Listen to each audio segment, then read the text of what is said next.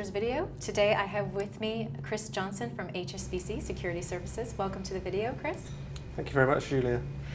Now, would you give our audience a little bit of a background into you before we begin? Absolutely. So at Securities Services, what we do is we do outsourcing for back office, middle office, for buy-side firms, generally large asset managers, insurers, pension funds, sovereign wealth, alternatives funds managers. And so my job within HSBC Securities Services is market data as a product.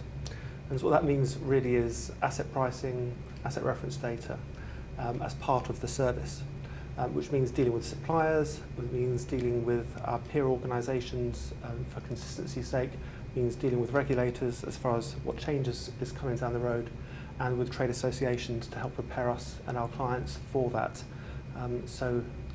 My role is really quite externally facing.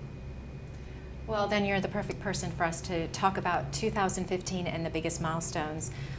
Chris, specifically for data managers, what was the most significant milestone of the last year for them?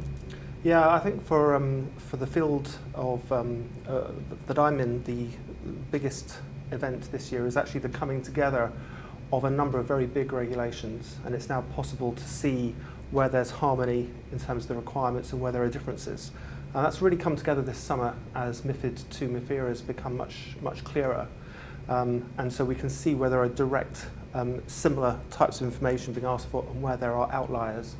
And some of the content that is the same still has a lot of complexities, like the legal entity identifier, which is great, a fantastic initiative.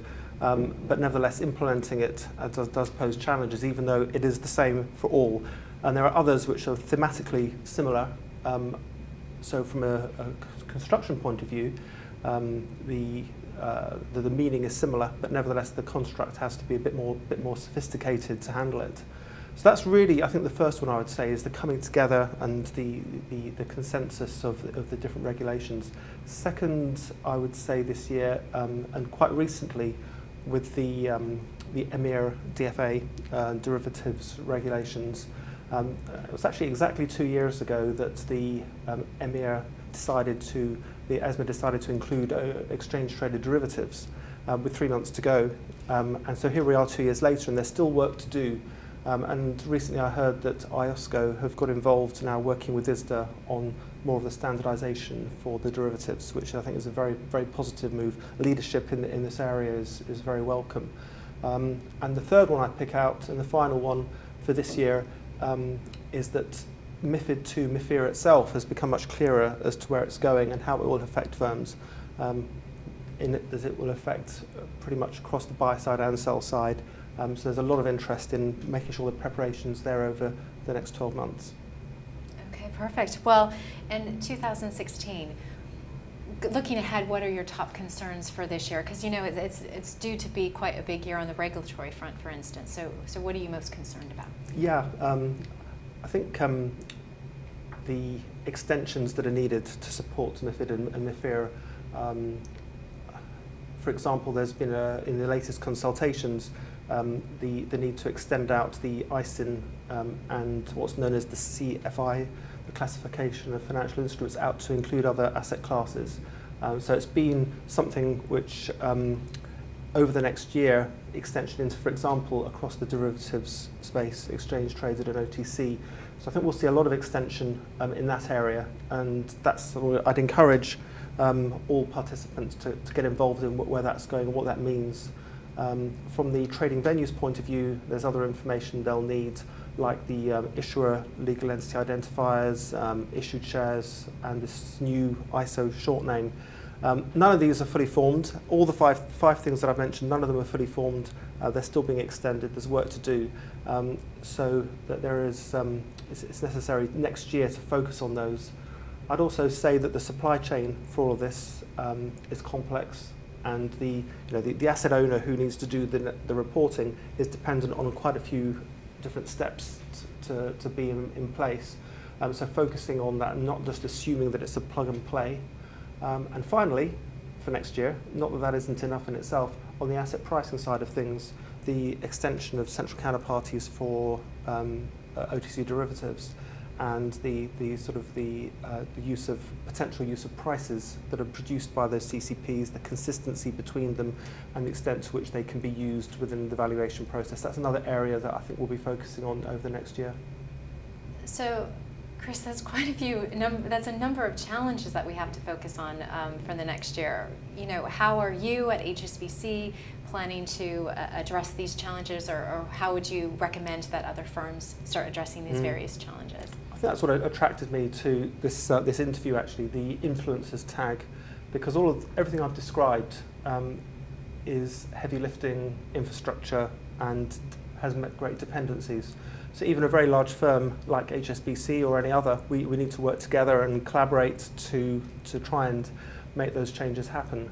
I think in terms of the challenges, I would say that for MiFID II and MiFIR, it's now an economic necessity for firms to look at how that can be joined up with other regulatory initiatives. It's not enough to have for example, the derivatives EMIR and DFA, the alternatives AIFMD, the insurance Solvency II, all of them very big in their own right. MiFID touches across the trading areas as well, pretty much across the piece. So joining them together and coming up with common areas and making it more efficient is, I would say, one of the key challenges that firms need to address. Also, another challenge is that the bar is much higher because when the regulators ask for a report, what they're saying is they want evidence.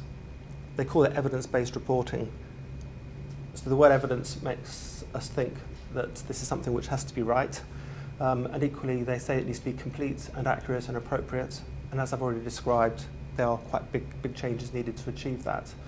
So I think firms, in terms of what they do for next year, they need to take practical steps to make sure that their obligations can be met and that they've got an audit trail of what the attempts they've made to achieve that.